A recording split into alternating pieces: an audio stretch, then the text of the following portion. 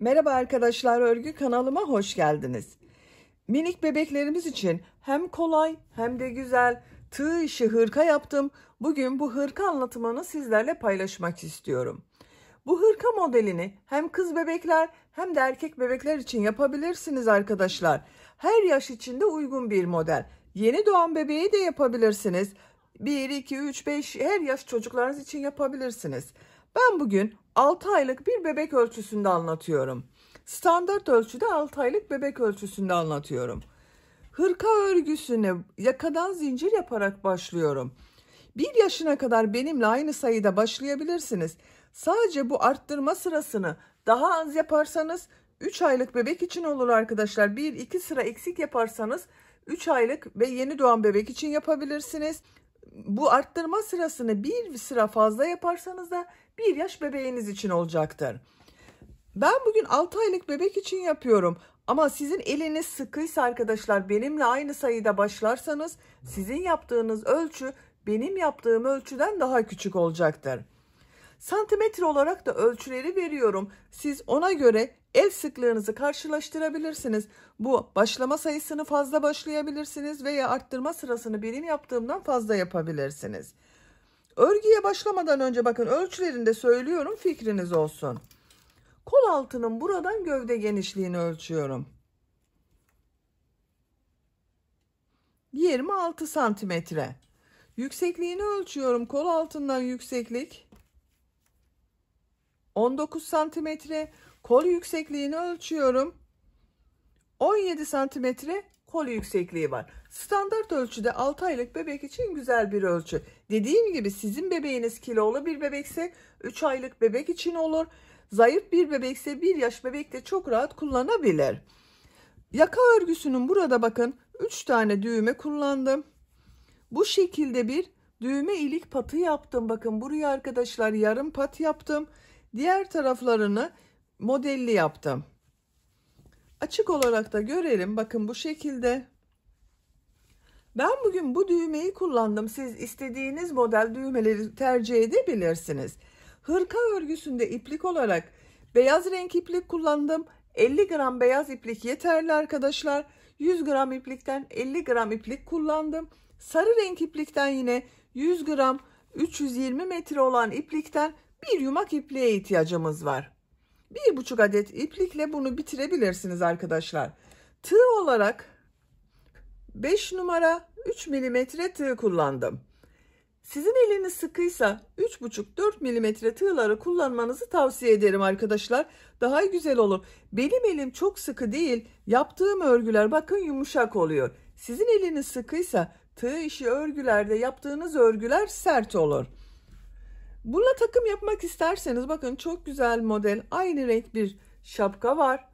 Bu şapkanın anlatımını yaptım. YouTube kanalıma yükledim arkadaşlar. Siz de bu şapkayla takım yapmak isterseniz şapkanın YouTube linkini izlediğiniz bu videonun açıklama bölümüne ekliyorum. O şapka linkine tıklayarak bebeğinize güzel bir şapka da yapabilirsiniz. Bu hırkayı kız bebeklerine yapacak olan arkadaşlar için güzel bir de elbise modelimiz var. Bakın yine arkadaşlar bu şekilde aynı renk yapmış olduğum bir elbise modeli. Bu elbisenin anlatımını da ben yaptım. YouTube kanalıma yükledim arkadaşlar. Bu elbiseden yapmak isterseniz elbisenin olduğu YouTube linkini izlediğiniz bu hırka videosunun açıklama bölümüne ekliyorum. Siz açıklama bölümünde bulunan link üzerine tıklarsanız bu şekilde güzel bir elbise yapabilirsiniz. Şapka yapabilirsiniz. Biz bugün bu güzel tığ örgümüzü yapacağız arkadaşlar. İpliği tığ hazırlayalım. Hep birlikte bu güzel hırka modeline başlayalım. Örgü kanalıma abone değilseniz abone olmayı unutmayın lütfen. Örgü kanalıma abone olmak ücretsiz. Örgü kanalıma ücretsiz abone olup orada bulunan zil şeklini dokunarak açık yaparsanız kanalıma videoyu yüklediğim zaman ilk önce size bildirim gelir. Örgülerimden herkesten önce sizin haberiniz olur. İzlediğiniz videolarıma beğeni ve yorumlarınızı yaparsanız çok sevinirim arkadaşlar. Örgü kanalıma abone olup beğeni ve yorumlarını yapan arkadaşlara ayrıca çok teşekkür ederim. Hepinize kolay gelsin. İyi çalışmalar. Örgüye yakadan zincir yaparak başlıyoruz. Zincir yapabilmek için ilk ilmeği ben bu şekilde yapıyorum. Size nasıl kolay geliyorsa ilk ilmeği öyle yapabilirsiniz. Ve zincirleri yapmaya başlıyorum.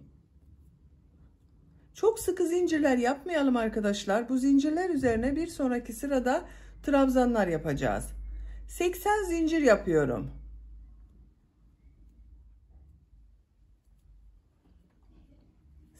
Zinciri yaptım.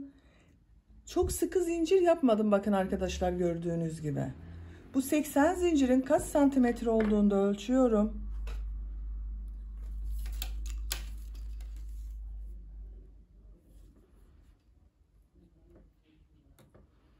Ölçtüğüm zaman 32 santimetre uzunluk var. Benim yapacağım ölçü için yeterli. 3 zincirde dönüş için yapıyorum. 1, 2, 3.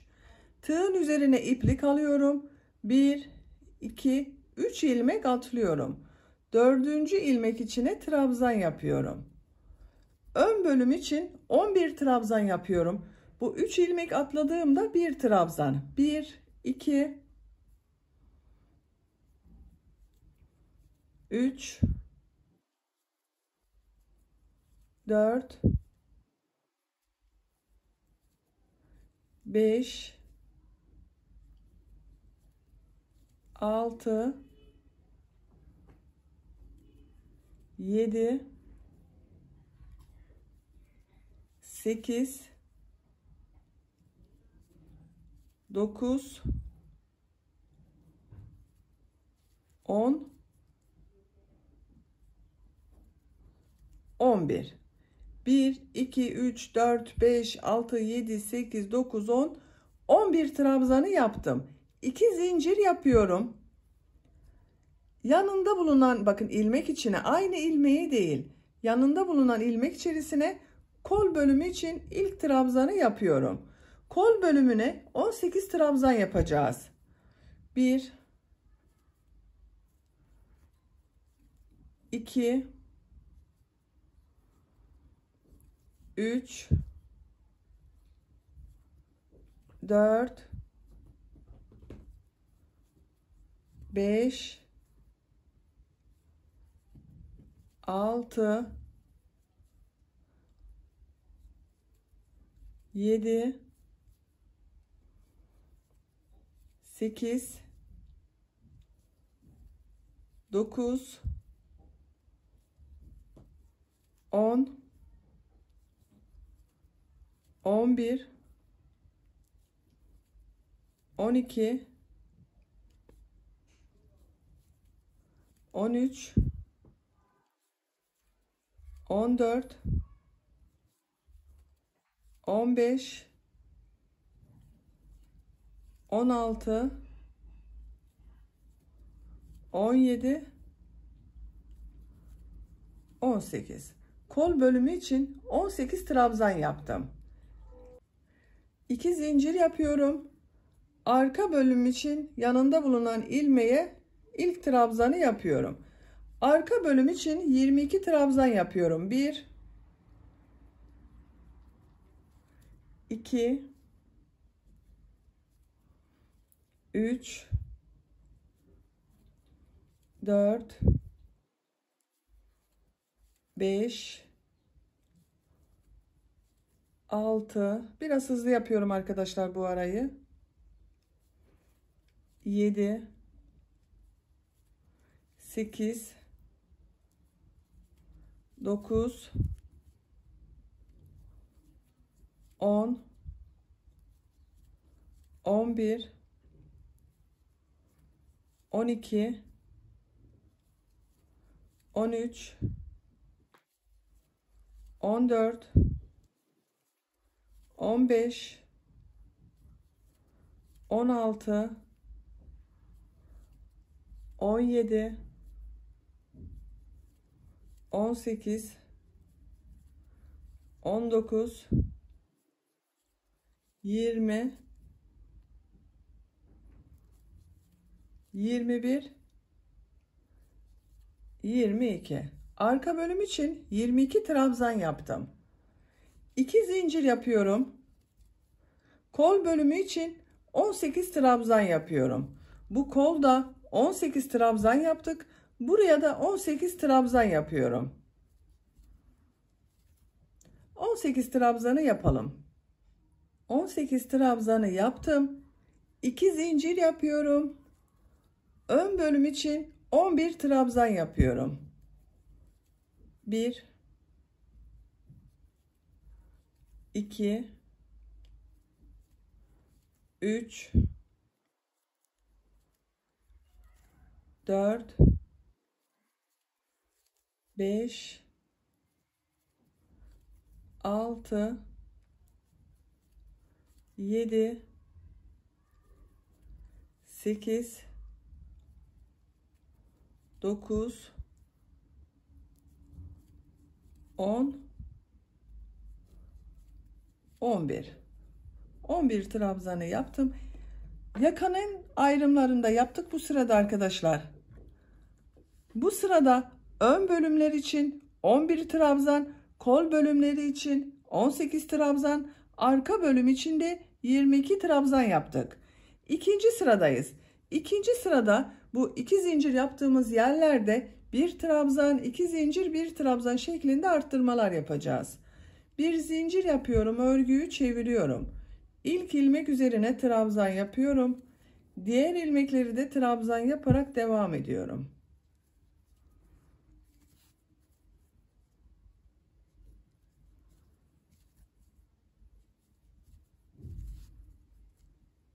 Her ilmek üzerine bir trabzan yapıyoruz.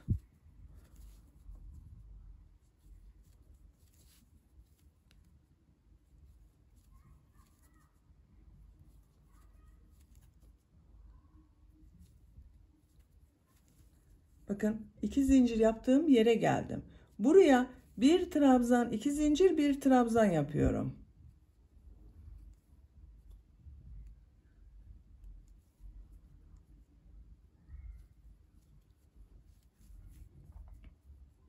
Bir trabzan, 2 zincir, bir trabzan şeklinde arttırmayı yaptık. Diğer ilmekleri trabzan yaparak devam ediyorum. Arttırma yapacağımız buraya kadar devam edelim. Arttırma yapacağımız yere kadar trabzanları yaptım. Bu arttırma yerine de bir trabzan, 2 zincir, bir trabzan yapıyorum.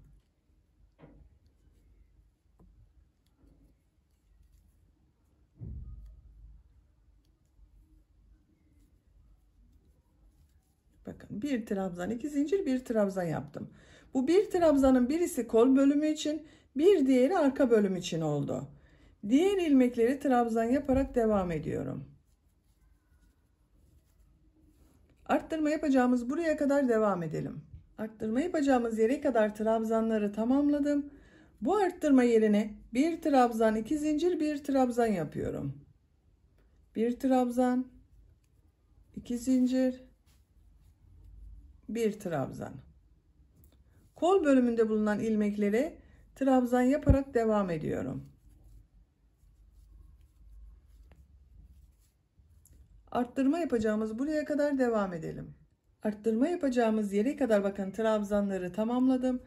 Bu arttırma yerine de bir trabzan, 2 zincir, bir trabzan yapıyorum.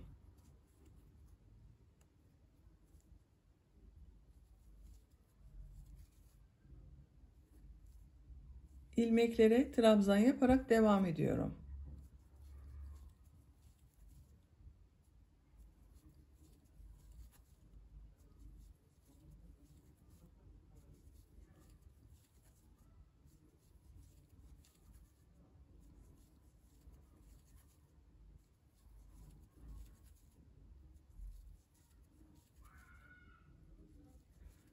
Sıra sonunda bulunan bakın bu 3 ilmek atlayarak bir trabzan yapmıştım. Bunun bu son ilmeğin üzerine tığ takıyorum. Bir trabzan yapıyorum. İkinci sırada arttırmaları da yaptık arkadaşlar. Bakın bu şekilde bu 4 noktadan bir trabzan, 2 zincir, bir trabzan şeklinde arttırmalar yaptık. Üçüncü sıradayız. Bir zincir yapıyorum, örgüyü çeviriyorum. İlk ilmek üzerine trabzan yapıyorum. Diğer ilmekleri de trabzan yaparak devam ediyorum. Her ilmek üzerine bir trabzan yapıyorum.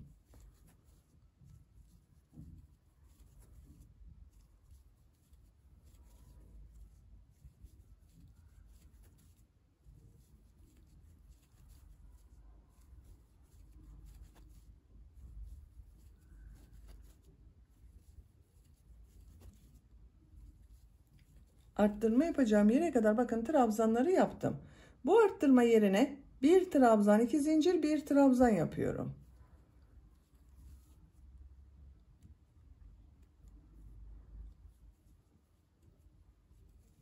Bir trabzan, 2 zincir, bir trabzan yaptım. Diğer ilmeklere trabzan yaparak devam ediyorum. Bakın arttırma yerinde bir trabzan, 2 zincir, bir trabzan yapıyoruz. 11 trabzan ile başladık. İkinci sırada 12 trabzan oldu. Üçüncü sırada 13 trabzan oldu. Sayalım isterseniz bakın. 1, 2, 3, 4, 5, 6, 7, 8, 9, 10, 11, 12, 13. Her sırada bir trabzan artıyor arkadaşlar. Bu şekilde arttırmalar yaparak sıra sonuna kadar devam edelim. Bu arttırma yerlerinde bir trabzan, 2 zincir, bir trabzan şeklinde arttırmalar yapıyoruz. Diğer ilmeklere birer defa trabzan yapıyoruz. Sıra sonuna kadar tamamlayalım. Üçüncü sırada her ilmek üzerine birer defa trabzan yaptım. Bu arttırma yerlerinde de bir trabzan, 2 zincir, bir trabzan şeklinde arttırmalar yaparak sıra sonuna kadar tamamladım. Bakın arkadaşlar. Görüntüsü böyle. Dördüncü sıradayız. Bir zincir yapıyorum. Örgüyü çeviriyorum. İlk ilmek üzerine trabzan yapıyorum. Diğer ilmekleri de trabzan yaparak devam ediyorum.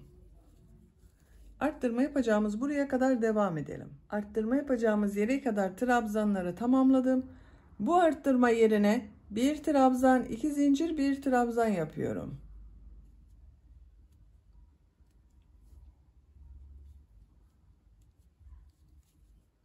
Bir trabzan, 2 zincir, bir trabzan yaptım. Diğer ilmekleri trabzan yaparak devam ediyorum. Bakın. Robanın örgüsü artık bu şekilde devam edecek. Bu 4 noktadan arttırmalar yaparak sıra sonuna kadar devam edelim. Bir zincir yapıp geriye dönelim. Arttırmalar yaparak robanın örgüsüne devam edelim. Bakın. Şöyle. Katladığımız zaman görüntüsü böyle görünüyor. Yaka görüntüsü böyle oluyor. Yapacak olduğunuz bebeğinizin büyüklüğüne göre bu 4 noktadan bir trabzan, 2 zincir, bir trabzan şeklinde arttırmalar yapalım.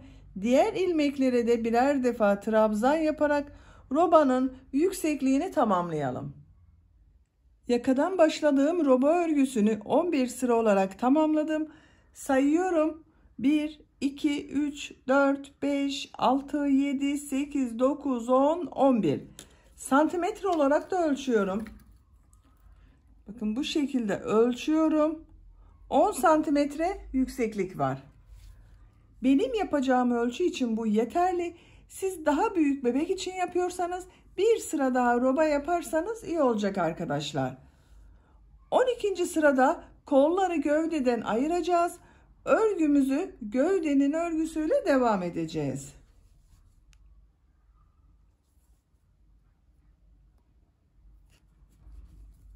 Bir zincir yapıyorum. Örgüyü çeviriyorum. İlk ilmek içine trabzan yapıyorum. Diğer ilmekleri de trabzan yaparak devam ediyorum.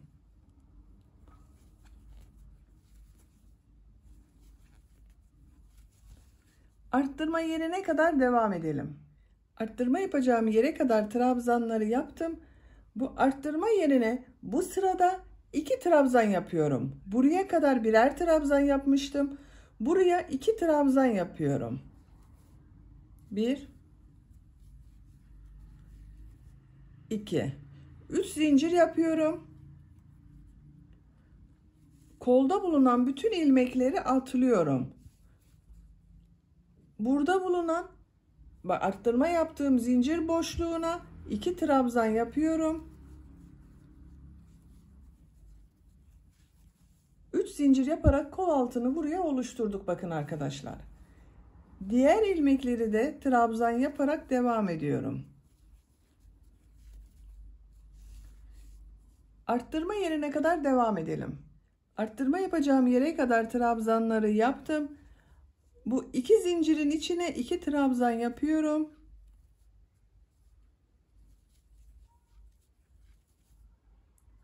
Üç zincir yapıyorum. Burada da aynı 3 zincir yaptım kol altında. Buraya da 3 zincir yaptım. Kolda bulunan bütün ilmekleri atlıyorum. Bu arttırma yerine 2 trabzan yapıyorum.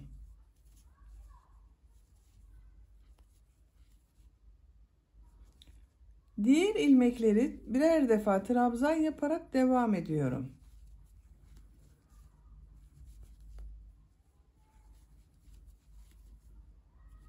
Sıra sonuna kadar devam edelim. Sıra sonuna kadar tamamladım. Bak görüntü olarak böyle oldu arkadaşlar. Bu sırada kol bölümlerini gövde bölümünden ayırdım. Bak gövde bölümünü kol altında zincirler ile ön ve arka bölümü birleştirerek elde ettim. Görüntü olarak böyle oldu. Şimdiki sırada renkli iplik ile model yerleştirmesi yapıyorum. İpliği burada kesiyorum.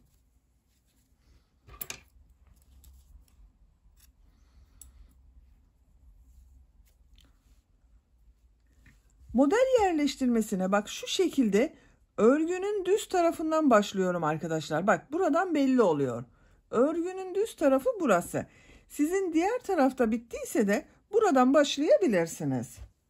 Sarı renkli iplik ile devam ediyorum. Siz istediğiniz renk ipliği kullanabilirsiniz. Bak bu ilk ilmekten sarı renk iplik ile bir ilmek yapıyorum. Zincir yaptım, sağlamlaştırdım. Tığ üzerine iplik alıyorum. Bu ilk ilmek üzerine bir trabzan yapıyorum. 2 defa da çıkardığım trabzanı yapıyorum. Tığ üzerine iplik alıyorum. Bir ilmek atlıyorum. İkinci ilmek içine 3 trabzan yapıyorum. Aynı ilmek içine yapıyoruz.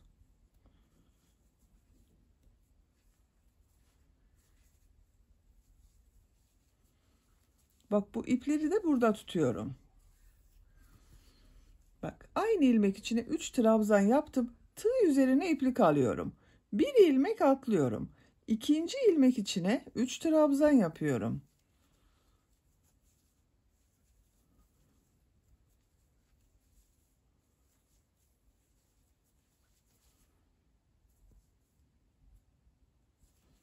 Tığ üzerine iplik alıyorum.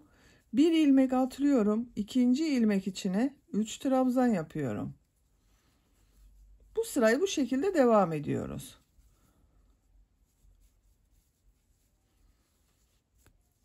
Bakın. Bir ilmeğe 3 trabzan yapıyorum.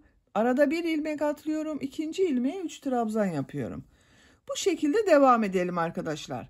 Sıra sonuna kadar tamamladım. Sıra sonunda bak bir ilmeğe 3 trabzan yaptım. Bir ilmek atlıyorum. Son ilmek üzerine bir trabzan yapıyorum. Bakın arkadaşlar. Bu sırada model yerleştirmelerini yaptım. Buranın denk gelmesi için benimle aynı sayıda başladıysanız bakın ben burada 2 ilmek atladım. Bir yerine 2 ilmek atladım. Bu tarafın bu diğer ön bölümle aynı olması için o şekilde yaptım.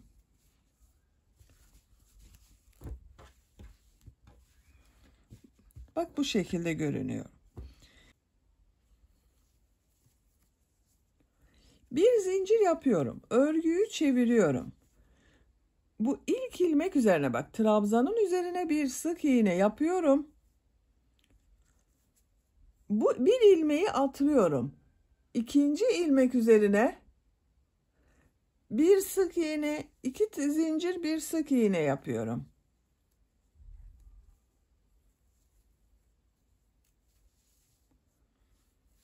Bak bir ilmek içine bir sık iğne, 2 zincir, bir sık iğne yaptım. 2 ilmek atlıyorum. Üçüncü ilmek üzerine bak burada 3 trabzan yaptım. Ortada bulunan ilmek üzerine bir sık iğne, 2 zincir, bir sık iğne yapıyorum. 2 ilmeği atlıyorum. Bak bu ortada bulunan ilmek üzerine bir sık iğne, 2 zincir, bir sık iğne yapıyorum. 2 ilmek atlıyorum. Bu ilmek üzerine bir sık iğne, 2 zincir, bir sık iğne yapıyorum. Bu şekilde bak sıra yapıyoruz. Sıra sonuna kadar devam edelim. Sıra sonuna kadar tamamladım. Bak sıra sonunda bu bir trabzanın üzerine yine bir sık iğne yapıyorum. Sıra başında sık iğne ile başladım. Sıra sonunda da sık iğne ile bitirdim. Bakın arkadaşlar, görüntü böyle. Bu sırada bu bir alt sırada yaptığım 3 trabzanın ortada bulunan ilmek üzerine bir sık iğne, 2 zincir, bir sık iğne yaptım. Diğer model ortasında da yine bir sık iğne, 2 zincir, bir sık iğne yaptım. Bak düz tarafın görüntüsü böyle. Model bu iki sıranın tekrarından oluşuyor. Şimdiki sırada yine bu 3 trabzan yaptığımız sırayı yapıyorum. Bir zincir yapıyorum, örgüyü çeviriyorum. Bak bu ilk ilmek üzerine trabzan yapıyorum. 2 defa da çıkardığım trabzanı yapıyorum. Tığ üzerine iplik alıyorum. Bu 2 zincirin üzerine, bak model ortasına 2 zincir yaptım.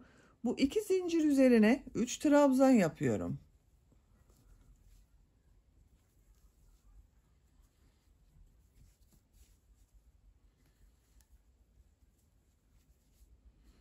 Tığ üzerine iplik alıyorum. Diğer 2 zincir üzerine de 3 trabzan yapıyorum.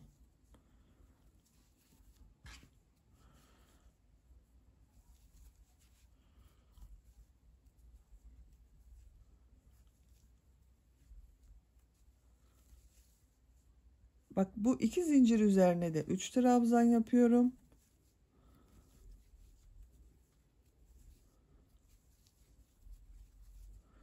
Model bu şekilde görünüyor. Sıra sonuna kadar devam edelim. Sıra sonuna kadar tamamladım. Bak son ilmek üzerine trabzan yapıyorum. Bakın arkadaşlar.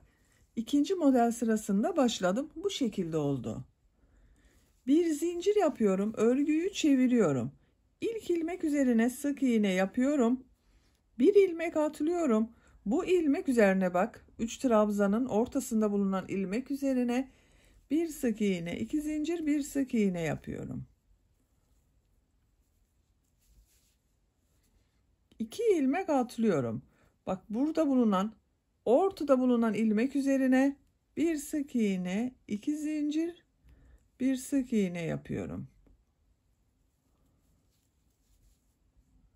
2 ilmek atlıyorum. Bir sık iğne, 2 zincir, bir sık iğne yapıyorum. Sıra sonuna kadar devam edelim. Sıra sonuna kadar tamamladım. Son ilmek üzerine de sık iğne yapıyorum. Bir zincir yapıyorum. Örgüyü çeviriyorum. Trabzan sırası yaptığım sıradayım. İlk ilmek üzerine bir trabzan yapıyorum. Bu 2 zincir yaptığım yere 3 trabzan yapıyorum.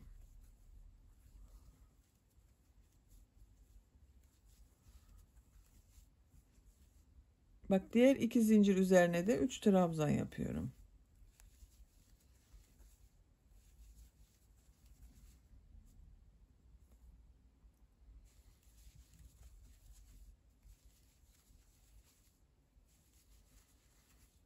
Bak bu şekilde. Gövde bölümünün örgüsü bu model sırasının tekrarıyla devam edecek. Bir sırada bu trabzan sırası yaptığımız sırayı yapıyoruz. Bir sırada da bir sık iğne, 2 zincir, bir sık iğne yaptığım sırayı yapıyorum. Bak modelin görüntüsü yakından böyle arkadaşlar. Yapacak olduğunuz çocuğun büyüklüğüne ve tercihinize göre gövde bölümünün örgüsünü istediğiniz kadar sıra sayısını tekrarlayarak tamamlayalım. Renk sıralamasını da farklı da yapabilirsiniz arkadaşlar. Aralarda beyaz renk kullanabilirsiniz. Farklı renkler kullanabilirsiniz. Rengarenk de yapabilirsiniz. Gövde bölümünün örgüsünü tamamlayalım gelelim. Gövde örgüsünü 12 model sırası yaptım. 1, 2, 3, 4, 5, 6, 7, 8, 9, 10, 11, 12. 8 sırayı sarı renkli iplik ile yaptım.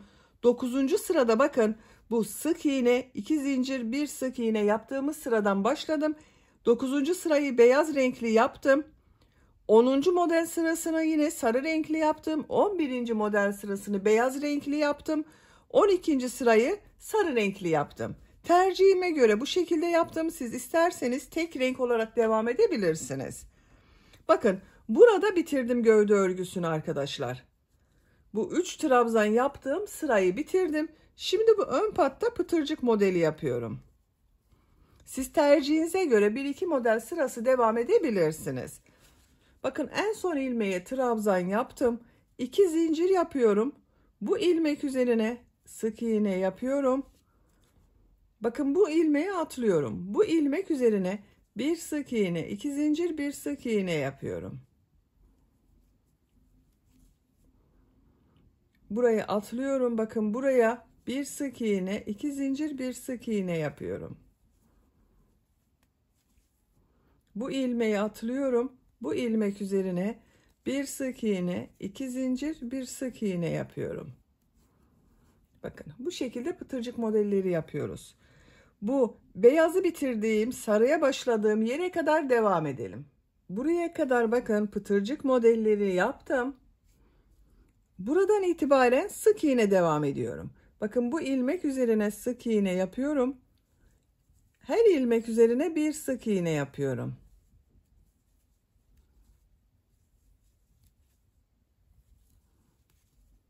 Yaka başlangıcına kadar devam edelim. Sıra sonuna kadar bakın sık iğneyi tamamladım. Bakın buradan buraya kadar sık iğne yaptım. Buraya düğme patı yapıyoruz arkadaşlar. Bu sırada düğme iliklerinin yerini belirleyeceğiz. İşaret yapalım isterseniz. Birisini bakın buraya yapıyorum. Yaka başlangıcına. Bir diğerine bu yakayı bitirdim. Bakın buraya. Bir üçüncüsünü de tam ortaya arkadaşlar. Bakın şu şekilde katlıyorum. Orta bölüme. Buraya da üçüncü olanı yapıyorum. Bir zincir yapıyorum. Örgüyü çeviriyorum. İlk ilmek üzerine sık iğne yapıyorum. Düğme iliği için 3 zincir yapıyorum. 1, 2, 3. 2 ilmek atlıyorum. Üçüncü ilmeğe sık iğne yapıyorum. Bakın düğme iliğini buraya yaptım. Bu işaret yaptığım yere kadar kaç sık iğne yaptığımı sayıyorum. Bakın 1, 2, 3, 4, 5, 6, 7, 8. 8 sık iğne yaptım. İşareti çıkardım. Düğme iliği için 3 zincir yapıyorum. 1, 2, 3. 2 ilmek atlıyorum. Sık iğne yapıyorum. Bu iki düğme iliği arasına 8 sık iğne yaptım. Buraya da 8 sık iğne yapıyorum. 2, 3, 4, 5, 6, 7, 8.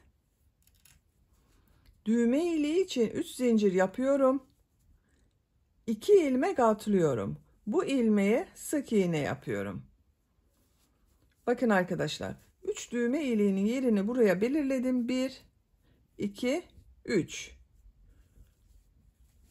Bir sık iğne daha yapıyorum buraya. 2 sık iğne oldu. Bir zincir yapıyorum. Örgüyü çeviriyorum. Tığ üzerine iplik alıyorum. Bu sırada yarım trabzan sırası yapıyorum.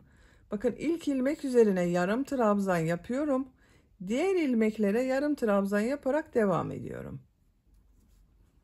Bu bakın 3 zincir yaptım. Bunun üzerine 2 yarım trabzan yapıyorum. 1, 2. Diğer ilmeklere bir yarım trabzan yapıyorum.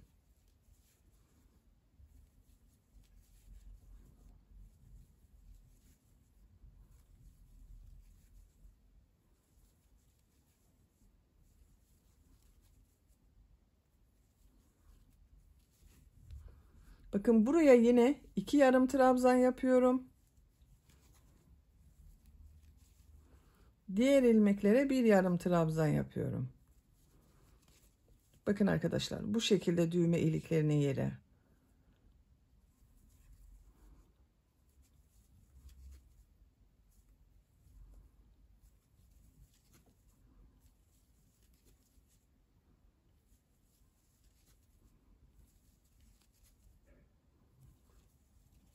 Bakın buraya 2 yarım trabzan yapıyorum.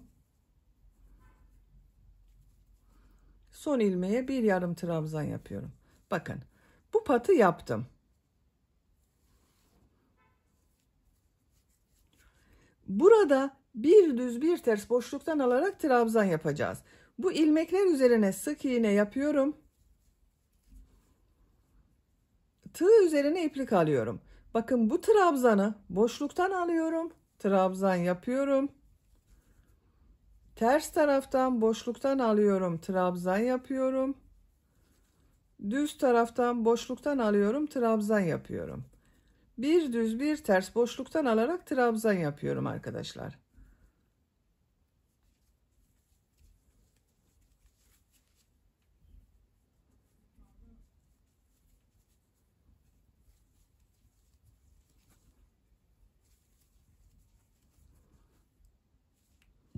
Sıra sonuna kadar devam edelim. Sıra sonuna kadar tamamladım. Bakın yaka görüntüsü böyle oldu arkadaşlar. Bir düz bir ters boşluktan aldım, trabzan yaptım. Son ilmeği de bakın düz taraftan boşluktan aldım, trabzan yaptım. 2 zincir yapıyorum, örgüyü çeviriyorum. Bu sırada bu trabzanları nasıl görüyorsam o şekilde boşluktan alıyorum, trabzan yapıyorum. Düz tarafta görüyorum, düz taraftan boşluktan alıyorum, trabzan yapıyorum. Ters tarafta görüyorum, ters taraftan boşluktan alıyorum, trabzan yapıyorum.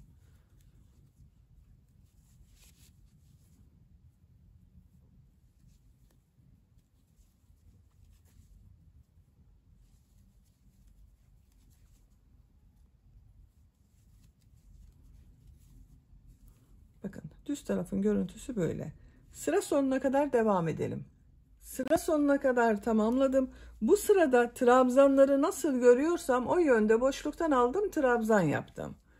Bakın son ilmeği de ters taraftan boşluktan aldım, trabzan yaptım. Örgüyü çeviriyorum. Bakın bu sırada zincir yapmıyorum. 2 zincir yapmıyorum. Tığ üzerine iplik alıyorum. Nasıl görüyorsam o şekilde boşluktan alıyorum, trabzan yapıyorum yine.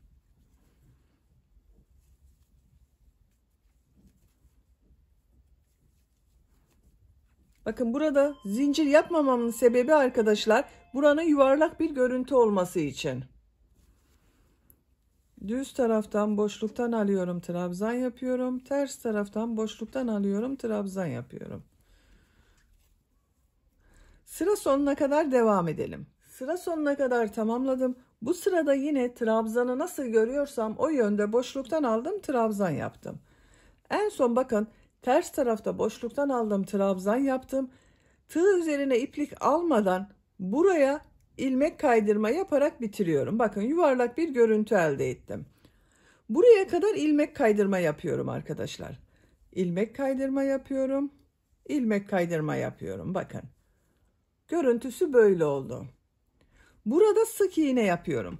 Burada ne yaptıysak bu tarafta da aynısını yapacağız. Buraya düğme iliği yaptım. Buraya düğme iliği yapmayacağız. Düz sık iğne yapıyorum arkadaşlar. Bakın bu ilmek üzerine sık iğne yapıyorum. İlmekler üzerine sık iğne yapıyorum. Buraya kadar devam edelim. Buraya kadar bakın sık iğne yaptım. Bir zincir yapıyorum, örgüyü çeviriyorum. İlk ilmek üzerine sık iğne yapıyorum. Diğer ilmeklere sık iğne yaparak devam ediyorum. Sık iğne sırası yapıyoruz. Buraya kadar devam edelim. Buraya kadar bakın sık iğne yaptım. Bir zincir yapıyorum, örgüyü çeviriyorum. Bakın burada son sırayı yarım trabzan yaptım. Burada da yarım trabzan yapıyorum. Tığ üzerine iplik alıyorum. Yarım trabzan yapıyorum. Yarım trabzan yapıyorum.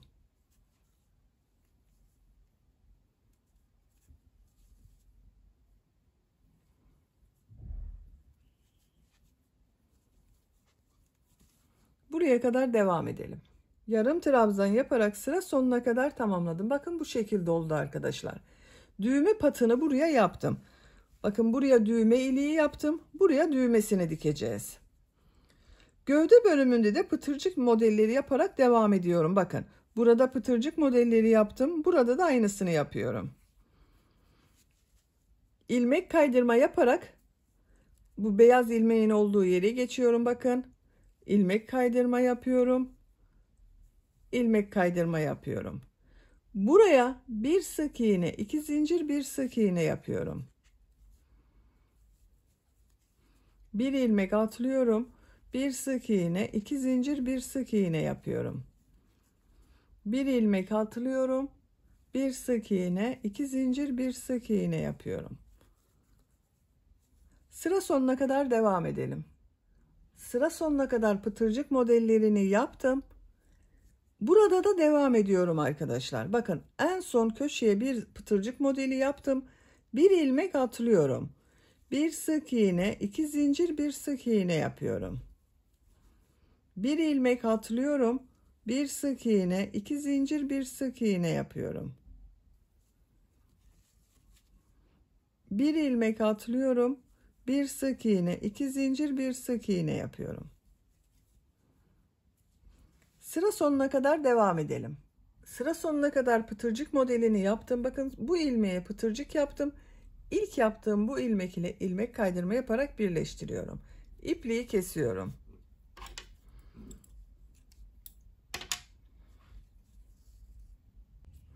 Bakın arkadaşlar, gövde bölümünü bitirdik.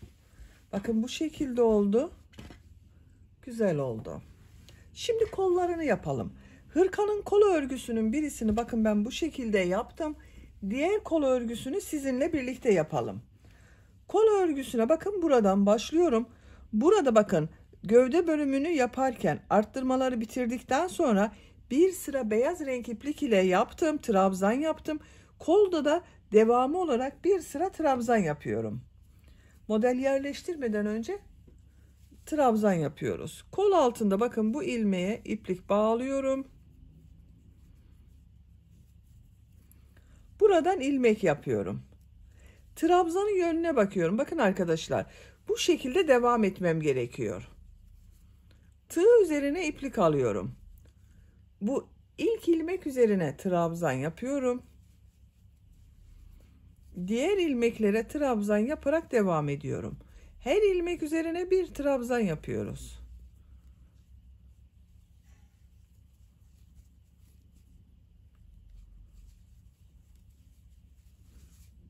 Sıra sonuna kadar devam edelim. Sıra sonuna kadar yaptım. Son ilmeği bakın kol altında bulunan bu ilmek ile ilmek kaydırma yaparak birleştiriyorum. İpliği kesiyorum.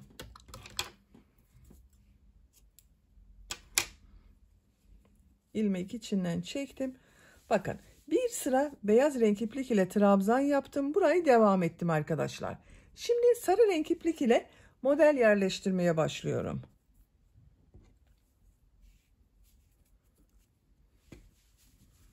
Kol altından başlıyorum. Bakın bu ilmekten iplik bağlıyorum.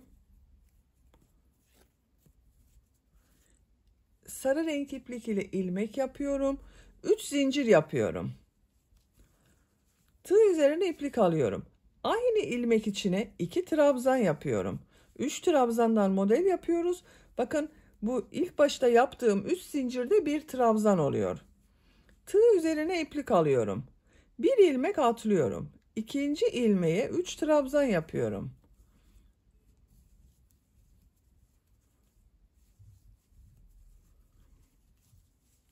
Bir ilmek atlıyorum.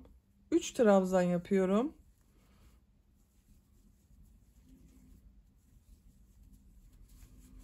Bir ilmek atlıyorum. 3 trabzan yapıyorum.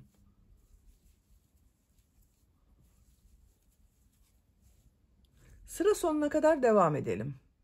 Sıra sonuna kadar tamamladım. İlk yaptığım bakın burada 3 zincir ile başladım. Bu 3 zincirin son zincir üzerine tığ takıyorum. İlmek kaydırma yaparak bakın bu 3 trabzanlı modeli birleştiriyorum. Kol örgüsünde model yerleştirmesini yaptım.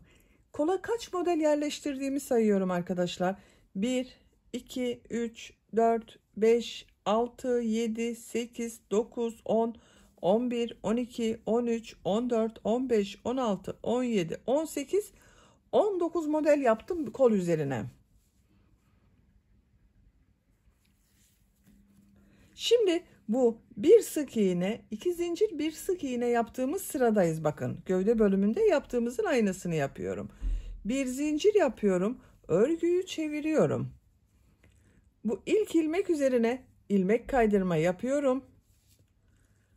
Bu ortada bakın bir alt sırada yaptığım 3 trabzanın ortada bulunan ilmek üzerine bir sık iğne, 2 zincir, bir sık iğne yapıyorum.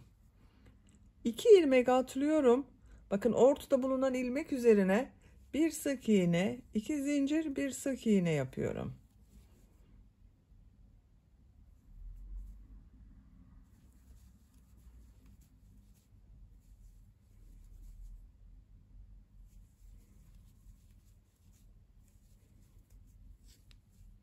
Sıra sonuna kadar devam edelim. Sıra sonuna kadar yaptım. Sıra sonunda bakın yine bu modelin bakın 1-2 ilmek atlıyorum. Ortada bulunan ilmek üzerine bir sık iğne, 2 zincir, bir sık iğne yapıyorum.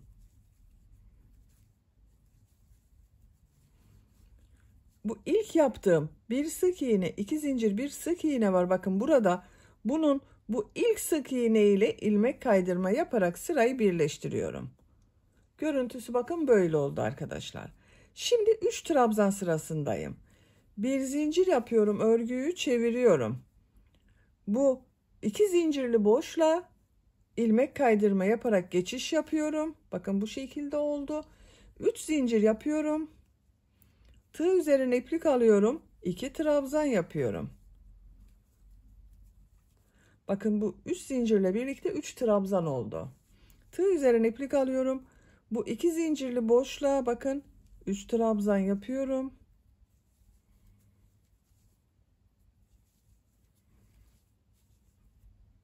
Buraya da 3 trabzan yapıyorum.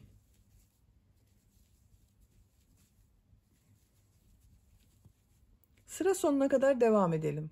Sıra sonuna kadar tamamladım. İlk yaptığım bakın bu 3 zincir ile ilmek kaydırma yaparak birleştiriyorum.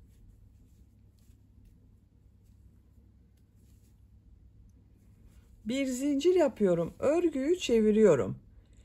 İlmek kaydırma yapıyorum. Bakın bu ilk ilmek üzerine. Bu ilmek üzerine bir sık iğne, 2 zincir, bir sık iğne yapıyorum. Bakın burada bulunan 3 trabzanın ortada bulunan ilmek üzerine bir sık iğne, 2 zincir, bir sık iğne yapıyorum. Bu şekilde sıra sonuna kadar devam edelim. İlmek kaydırma yapalım, birleştirelim. Örgüyü çevirelim. Bu 3 trabzanlı sırayı yapalım. Ben örgüyü çevirerek örüyorum arkadaşlar. Bakın gövde bölümünün görüntüsüyle kol görüntüsü farklı olmasın diye çevirerek örüyorum. Ama siz tercihinize göre isterseniz bakın bu 3 trabzanı bitirdiğimiz zaman bunun üzerine bir sık iğne, 2 zincir, bir sık iğne yapalım. Düz devam edebilirsiniz. Ama o zaman görüntü farklı olur. O farklılığı gidermek için bu şekilde örgüyü çevirerek örmeyi tercih ediyorum. Kol örgüsünü tercihinize göre bu gövde sırasını kaç sıra yaptıysanız ondan bir model sırası eksik yapmayı tercih ediyorum ben. Siz isterseniz aynı sırada yapabilirsiniz veya gövdeden bir sıra eksik model sırası yapabilirsiniz. Kolun örgüsüne devam edelim. Kol örgüsünü 11 model sırası yaptım. İlmek kaydırma yaparak birleştirdim. 1, 2, 3, 4, 5, 6, 7, 8, 9, 10, 11. 11 model sırası var. 10. sırayı beyaz renkli iplik ile yaptım. Bakın bu kolda da 2, 4, 6, 8, 10, 11 sıra yaptım. Kol ucunda bir düz bir ters örgüler yaptım. Gövde örgüsü 12 model sırası arkadaşlar. Bakın 2, 4, 6, 8, 10, 12. Kolu gövde örgüsünden bir model sırası eksik yaptım. Şimdi bu bileklik bölümünü yapacağız. Bilek bölümünün kol ucunun biraz dar olması için arada kesmeler yapıyorum. Bakın en son 3'er trabzanlı olan modeli yaptım. 2 zincir yapıyorum. Tığ üzerine iplik alıyorum. Bu ilmeğe trabzan yapıyorum. Trabzan sırası yapıyorum burada arkadaşlar. Bir ilmek atlıyorum. 2 ilmeğe trabzan yapıyorum. Bir ilmek atlıyorum. 2 trabzan yapıyorum. Bir ilmek atlıyorum. 2 trabzan yapıyorum. Kol ucu biraz dar olsun istiyorum. Bakın bu genişlikte olacak. Sıra sonuna kadar devam edelim. Sıra sonuna kadar tamamladım. Bu sırada 2 trabzan yaptım, bir atlama yaptım, 2 trabzan yaptım, bir atlama yaptım. Bakın son 2 ilmeğe de trabzan yaptım. İlk yaptığım bu ilmek ile ilmek kaydırma yaparak birleştiriyorum. Görüntüsü bakın böyle arkadaşlar. Bu sırada bu yaptığım trabzanları bir düz bir ters boşluktan alarak trabzan yapıyorum. 2 zincir yapıyorum. Tığ üzerine iplik alıyorum. İlk trabzan bakın düz taraftan boşluktan alıyorum, trabzan yapıyorum. Ters taraftan boşluktan alıyorum, trabzan yapıyorum. Düz taraftan boşluktan alıyorum, trabzan yapıyorum. Ters taraftan boşluktan alıyorum, trabzan yapıyorum. Bir düz bir ters boşluktan alarak trabzan yapıyoruz.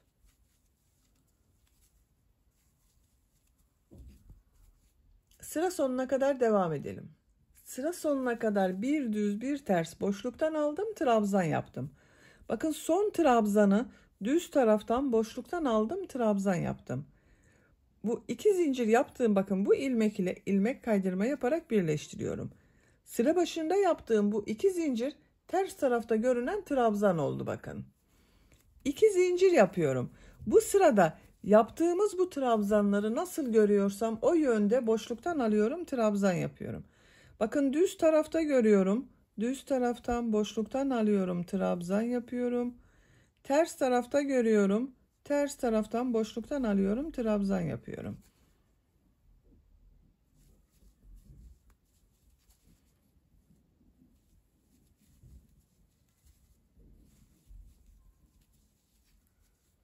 Sıra sonuna kadar devam edelim. Sıra sonuna kadar nasıl görüyorsam o yönde boşluktan aldım, trabzan yaptım. En son yine bakın düz taraftan boşluktan aldım, trabzan yaptım. İlk ilmek ile ilmek kaydırma yaparak birleştiriyorum. Bakın bu şekilde oldu arkadaşlar. Siz isterseniz burada bırakabilirsiniz. Ben bir sıra daha bir düz bir ters örgü yapıyorum. 2 zincir yapıyorum. Düz taraftan boşluktan alıyorum, trabzan yapıyorum. Ters taraftan boşluktan alıyorum, trabzan yapıyorum.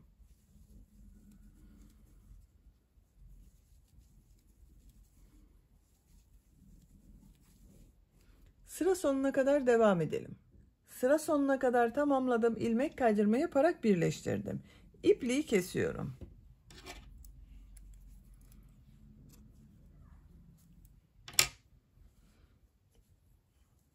İlmek içinden çektim. İplik ucunu örgünün ters tarafından kaybediyorum. Bakın şu şekilde. İlmekler arasından çekiyorum arkadaşlar. Bakın arkadaşlar. Bir sıra trabzan sırası yaptım. 1, 2, 3 sırada bir düz bir ters örgüler yaptım. Böylece hırka örgüsünü bitirmiş olduk. Bakın bu şekilde oldu arkadaşlar. Düğmelerini de diktim ben. Bakın buraya düğme iliklerinin tam karşısına 3 tane düğme yaptım. Bakın bu şekilde. Açık olarak görelim. Bakın örgünün ters tarafının görüntüsü böyle. Çok güzel model gördüğünüz gibi arkadaşlar. Bakın düğmelerini takıyorum. Ben bu renk bir düğme dikmeyi tercih ettim. Siz tercihinize göre istediğiniz gibi düğme kullanabilirsiniz. Bakın. Kolları da böyle oldu. Çok güzel oldu bakın kol ucu. Bitmiş olarak size ölçülerini söylüyorum. Kol altının buradan gövde genişliğini ölçüyorum. 26 santimetre. Yüksekliğini ölçüyorum. Kol altından gövde yüksekliği 19 santimetre. Kol yüksekliğini ölçüyorum. 17 santimetre kol yüksekliği var. Ben bugün 6 aylık bir bebek için yaptım arkadaşlar. Sizin bebeğiniz kilolu bir bebekse 3 aylık bebeği olur. Kilolu bir bebek değilse 6-12 aylık bebeği olur. Zayıf bir bebekse 1 yaş bebek bile çok rahat kullanabilir arkadaşlar. Örgü anlatımının da sonuna gelmiş oldum. Beni dinlediğiniz ve izlediğiniz için hepinize çok teşekkür ederim. Örgü kanalıma abone değilseniz abone olmayı unutmayın lütfen. Örgü kanalıma abone olmak ücretsiz. Örgü kanalıma ücretsiz abone olup orada bulunan zil şeklini dokunarak açık yaparsanız kanalıma video yüklediğim zaman ilk önce size bildirim gelir. Örgülerimden herkesten önce sizin haberiniz olur. İzlediğiniz videolarıma beğeni ve yorumlarınızı yaparsanız çok sevinirim arkadaşlar. Sizlerle yeni örgülerde görüşmek dileğiyle. Hoşça kalın, sevgiyle kalın.